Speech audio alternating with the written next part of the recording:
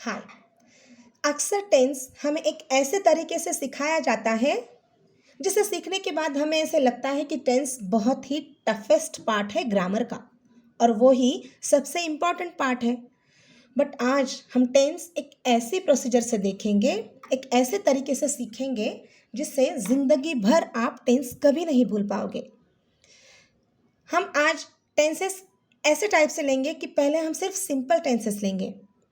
अब simple tenses में जब हम सिंपल प्रेजेंट लेते हैं तो सिंपल प्रेजेंट में देखिए सब्जेक्ट तो हर इसमें कॉमन है, एस एस एंड इसमें भी एस है। फिर इसमें V1 है, सिंपल फ्यूचर में भी V1 है, लेकिन सिंपल पास्ट में V2 आया है। देखिए सिंपल प्रेजेंट का S plus V1 I ate, simple past S plus V2 I ate, लेकिन सिंपल फ्यूचर का हमेशा S यानी कि सब्जेक्ट के बाद में शैल या विल आता ही है। सिंपल फ्यूचर और शैल विल का नाता ऐसा है जैसे हमारा हाथ और उंगलियां। तो जब भी फ्यूचर टेंस आएगा तो उसके साथ शैल विल सब्जेक्ट के साथ हमेशा आएगा ही आएगा। तो सिंपल फ्यूचर का फार्मूला क्या हुआ? S प्लस शैल या will plus V1, I will eat या I शैल ईट।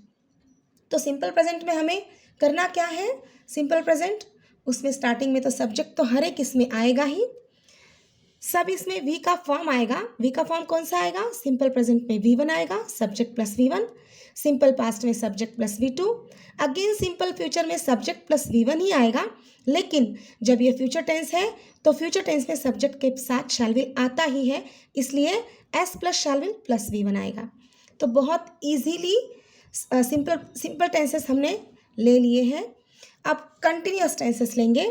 देखिए कंटिन्यूअस टेंस कैसे हमें याद रखना है? कंटिन्यूअस टेंसेस में ऑलवेज VING आएगा ही आएगा। VING मतलब जो ING फॉर्म है वर्ब का, वह आएगा ही आएगा। तो प्रेजेंट कंटिन्यूअस में देखिए S तो कॉमन है ही, लास्ट में VING भी कॉमन है ही। अब डिफरेंस क्या है?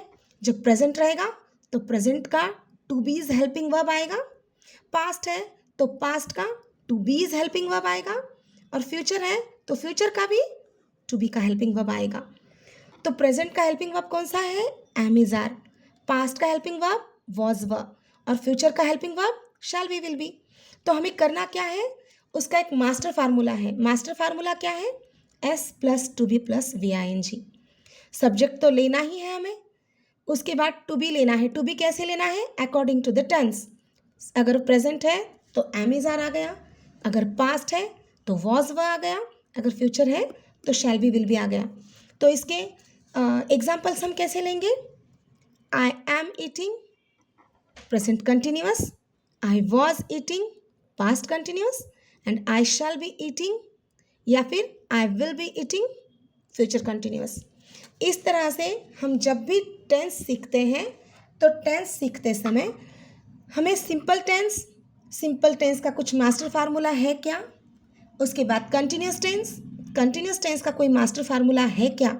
या और फिर उसके बाद जो भी टेंसेस है, जैसे परफेक्ट टेंसेस है, परफेक्ट इम्परफेक्ट टेंसेस है, उनका कोई मास्टर फार्मूला है क्या? यह हमें देखना पड़ता है।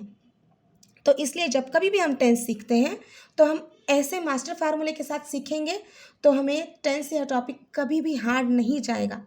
इसके नेक्स्ट वीडियो में हम लोग आगे के जो 2 टेंसेस है, मतलब 6 टेंसेस है, लेकिन उसके 2 मास्टर फार्मूले रहेंगे, वो हम सीखेंगे। आज के लिए बस इतना ही।